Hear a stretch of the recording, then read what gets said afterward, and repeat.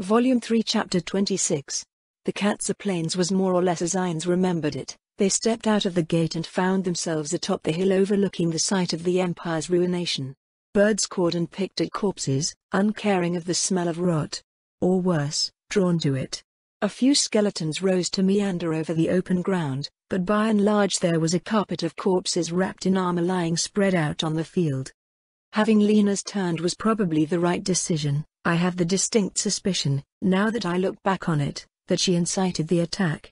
I should ask Foresight if they know anything. If that is the case, if Lena's really did sell them out at Archer's urging, keeping the night under control is the best possible outcome. With the thoughts set aside, Ainz focused on the more immediate concern. Most of the bodies still had their armor. The place of massacre had become something adventurers had not found the wherewithal to raid yet. Given time, Ainz was sure they would. But that time would not be provided to them. Master, forgive my ignorant question, but why are we here? Couldn't we just easily raise a few monsters and wipe out those? Shiltair paused and put her fingers tight over her nostrils. Foul creatures. At this Ainz could answer with more than a little confidence, and so he did, looking not at her, but at the sea of corpses. Perhaps, but impressing on my new subjects a sense of scale and that I can make enemies move how I want them to move, will be more useful and cost me nothing but a little more mana and maybe a few days. Plus this allows us to provide them with a lot of useful material to work with for quite some time. Shiltair accepted this answer without question and the Sorcerer King began to approach the metal carpet of abandoned bodies. Some had already been reduced to mere skeletons, their bones clearly broken in places where their fellows trampled them in a futile attempt at escape. Others bore brutal injuries around which insects still flocked and at which birds pecked. No eyeballs remained, nor tongues, the soft flesh a clear favorite of the animal life in the area. The smell was rich-inducing even with his mask in the way. His long stride slowed and was cut to a half-step at the foul smell of human waste, blood, and rotted, maggot-riddled meat once belonging to living knights. This is not a part of necromancy I like. If I was still undead, would I mind it as much? A trivial question. He didn't linger on it and half-step or not, he eventually found himself surrounded by death. Master, what are you going to do? Shiltair finally asked. A 7th tier, animate weak undead. He explained, it will raise the weak undead as skeletons or zombies under the caster's control. The trick is that it works only on those in the casting radius, but look at my radius. Ainz pointed out and waved a hand around him to point out the sea of bodies. I will clear out a large part of the Katza Plains for later use, deliver ample metal to the lizardmen to work with for a very long time, and wreak havoc on the frogmen before I go tend to them personally. Ainz's explanation was accompanied by a very satisfied smile on his face, and Shiltair clapped her hands together in happy applause. Brilliant, Master. Brilliant, she exclaimed, and then stepped back to watch him work. Maximize radius. He cast the first spell and a blue circle with dancing shapes and rune-like words rotated beneath his feet, then expanded to cover a large part of the massive plain. From his central position among the corpses, there were few of the night corpses that were out of reach. Maximize magic. The haunting ghost-like blue grew brighter and several circles appeared over his head and spun in sync with the circle beneath his feet. Animate weak undead. A burst of brilliant starlight blue radiated out from Ainz as if he were a god birthing a universe from sheer will and spread out over the field of death. Birds took to the wing, scattering a few loose black and white feathers as they fled through the air to escape the wave of magic emanating from the sorcerer. For a moment there was nothing, no movement. The king stood there with his arms out, and the color of the wide emanating blast of magic vanished as if it had never been there at all. Nothing moved. Then, little by little, he heard the noise of rattling metal. The noise picked up and was joined by low groans as the dead began to move in earnest. The bodies consigned to rot rose slowly to their feet, hunched, and still holding their weapons. The fleshless had become skeletons, while those with flesh turned into weak zombies. Bones broken in life were rejoined by the magic of their half-resurrection into unliving beings. The sea of dead became an army of the unliving, loyal to the man who had killed them all. Creating order among the undead was far easier than the living, and within a mere hour there were thousands of them lined up and ready in long columns 3 abreast. Shiltair, open the gate close to where we saw the bulk of Hiketi's army, but just out of sight, in the woods. Ainz gave the order, and the gate appeared. Go, Do not stop until you have reached the other side of the lake, then kill frogmen and nothing else, Ayn said and pointed to the gate, and as if eager to respond to such an order, the undead howled and charged in as one mad body with the weapons they once used in life now ready again to be used in undeath. That should get Hiketi's attention.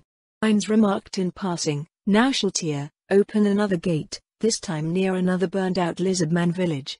We're going to do this to each one of them. If that doesn't compel them to abandon their positions to go defend their homes, I don't know what will. As you wish, my lord. As you wish.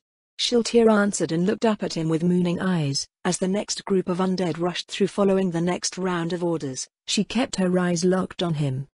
When she had a silence between one gate's coming and the next unit's going, she asked to Vines, my lord, after we've finished, can you punish me? Volume 3 Chapter 27. Hiketi felt the warm glow of satisfaction from her belly to her throat from where she stood looking down at the prostrate corpses at her feet. The world is my lake, what could ever possibly go wrong now? The lizardmen are on the run, they left a few pathetic old people to buy time for the rest to escape overland.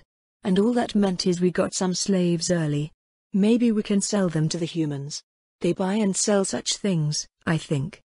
The bodies lay with their heads in the dirt where they belonged. The casualties she'd been warned might occur were not nearly as bad as any of her village leaders had suggested. The lizardmen seemed to prefer running to anything else, and now there was only one village left standing. Green Claw, wasn't it? She tried to recall the name for sure, but couldn't be certain if she had it right or not. She stroked the bulging bulb of flesh that expanded from her throat. It doesn't matter. They have one of the only treasures to matter for war. Let the armor-bearer and the sword-bearer fight to the death. I'll pick off the remainder. She set aside those thoughts for a moment and watched her frogmen and the lizardmen slaves get to work.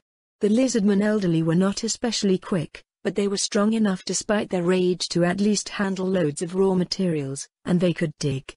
Some were busy with shovels already, hauling dirt away to create a low-watery inlet, reducing the land-to-water level, and hauling dirt away to create hard-packed high walls in another part of what had once been one of their villages. The sound of shovels and the occasional cheers or jeers of frogmen were the only noises of note as the hours wore on. Until she heard the screams. They were unfamiliar things to some of her people, but Hiketi knew them for what they were. Even among the ignorant, however, there was a horrendous shiver of instinctual terror that ripped down the bodies of lizardmen and frogmen alike. The screams came again, and every head turned to look toward the source. Undead. Did one of the ones we wounded crawl into the woods, die, and rise? Hiketi wondered and reached for her long spear. She straightened her crown and slowly walked toward the ruined border of what had been a lizardman gate. The large eyes on her head peered into the shadowy canopy. Others of her ranks began to draw up beside and behind her, their weapons drawn up and ready for use, long spears and clubs raised to striking position. Pride swelled in her throat as it pulsed with every breath. The howling scream came again, vastly larger than before, a chorus of many voices that belied her earlier theory about it being one undead being brought back by its own bitter wrath. The trees began to shake as if they were afraid of those around them, bending to whatever forces out of sight as if even the plants hated the intruder. How many undead are there? Do the lizardmen have a necromancer? It seemed unlikely. They didn't have enough magic for that, and even if they did, the voices didn't sound like lizardmen of undead or living nature. The truth bore itself out when the first of the undead burst into view, human. Hiketi realized as its hollow eye sockets locked with her for just a moment, but then ignored her and charged toward the waters. It was followed by more, and more, and more. A screaming stream of howling undead charged through the tree line and headed toward the lake. The ranks of frogmen warriors tensed, their weapons moving a little as the line upon line of armored and sword-bearing undead ran headlong into the waters, completely ignoring the army. The noise grew to such a mad degree as thousands plunged into the water, splashing fearlessly into water that could no longer drown them. The fishes broke the surface, leaping to avoid the chaos of unnatural beings. As the heavy armored undead knights reached the bottom of the lake, they churned up silt and muck enough that the blue waters turned a dark and dirty brown. "They're not attacking us?" one of her frogmen asked. Seeing that the undead were utterly disinterested in at least those living, they began to relax at least a little. "Who were they? I've never seen so many undead," another older frogman warrior murmured. Hiketi slowly answered, her voice more confident than she really felt. "The Empire lost a war against a new kingdom, The undead must have come from the defeated army. But why are they ignoring us, and why are they here? Where are they going? Her eyes closed in thought while she listened to the roar of water, metal, and undead hatred. A grim thought. A grim realization. No. It can't be. Cassie felt her breath quicken. Denial could not change the facts. They were rushing in the right direction, and what else lay in their way? She jumped in front of her warriors and faced them, her long spear pointed toward her home. Go. We have to go. They're rushing towards our homes. She croaked the words out in thunderous horror, and a collective gasp of understanding came upon the force of frogmen. She pointed to several of her young chiefs. Go. Rush to the other sites. We're pulling back. We can't let the undead reach our homes, or there will be no point to any of this. My queen. What about what we've? A frogman dared to speak up, to argue, and for a moment her fury and wrath brought her eyes to look at him as if he were but a bug that had dared to nip at her flesh, but after a moment she thought the better of it. Her webbed hand came down and covered the whole of the small frogman's shoulder. You're right, we'll leave 50 here to guard our gains. Everybody else, swim home, she shouted, and they rushed en masse, confident that they could outswim the undead to reach their home and prepare to fight with greater numbers. Her feet kicked off the water, her spear held tight against her chest as she led the charge back the way they'd come, toward the sacred ground where all her young and families worked, and waited for the promised triumph, for all the late to be made their own. All were unaware of the danger coming for them, and as such the guards that had been left behind were surely not enough to fend off the armored undead. They look to me for triumph. If we don't stop this, then all they'll get is a massacre. Cassie knew, and pushed on, but beneath it lay another truth, and one she dreaded to think. There is a mind behind this, a terrible one, lizard man or not, those were Baharuth Imperial Knights.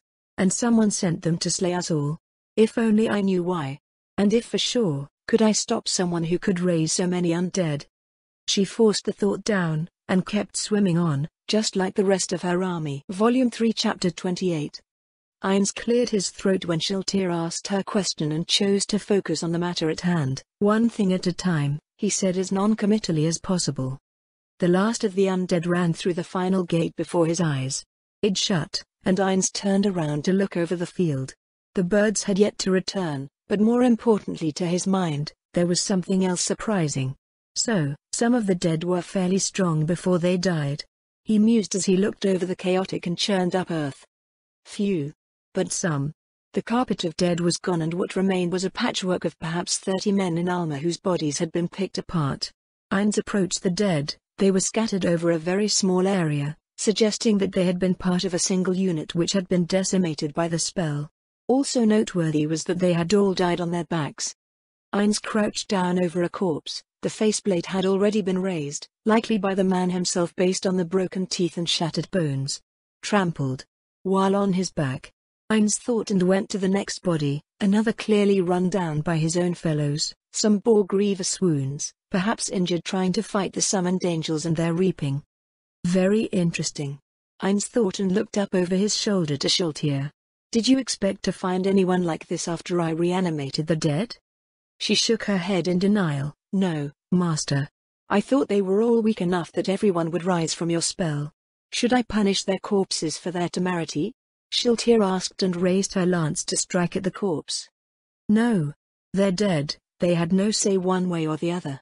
Ainz answered. Shiltir's whole body was still tense, almost twitching. She had an almost undetectable twitch to her, a desperate look in her blood-red eyes. It really is getting to her. A swelling of pity came over Ainz. The poor men. They came here for their emperor, faced the impossible, and died by the hands of their own people's fears. That isn't a fitting end for bravery. The rest is sad, but nothing as sad as people who kept doing their best to the end. They should have a better end than what they got, Ainz said and stood back up.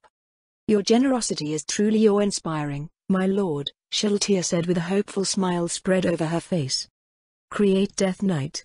Ainz cast the spell over the dead human, and then repeated the process 5 more times. We're returning to Nazarick for the night. Have the rest of the bodies taken back and preserved. We'll eventually open more friendly relations with the Emperor, and the return of either the bodies of brave warriors or resurrecting the dead to return them home would both be powerful gestures. And the Death Knights, Lord Ainz? Shiltir asked while the last of them rose and looked down at them both. Their great tower shields and heavily armored bodies would have been a fearsome sight if she hadn't known how weak they really were compared to herself. The lizardmen will dominate the lake. They need to be properly protected from outside threats. A few Death Knights in the border regions for a few years should be good enough for the average threat. And if something defeats the Death Knights set on patrol, I'll know there's something potentially dangerous entering my domain. Ainz explained his thinking, and Shiltir nodded enthusiastically. That is an excellent way to keep the lizardmen prisoner, my lord, she said happily. I don't plan on keeping them confined, only safe in their own lands for now. Ainz countered, but she cocked her head up at him. I don't understand the difference, my lord, she replied, and Ainz opened his mouth to answer. The mask he still wore concealed the frozen moment in which he had opened his mouth to speak, and then couldn't think of an answer. He cleared his throat. Work it out for yourself. If I give you the answers all the time, how will you ever grow? Ah, yes, of course, my lord, Shiltir said and looked down with pursed lips. Guilt went through him as he wondered if he'd been too harsh with her while trying to preserve his image. In desperation he grabbed hold of her earlier question. You asked about punishment, Shiltir. She nodded immediately. Yes, my lord.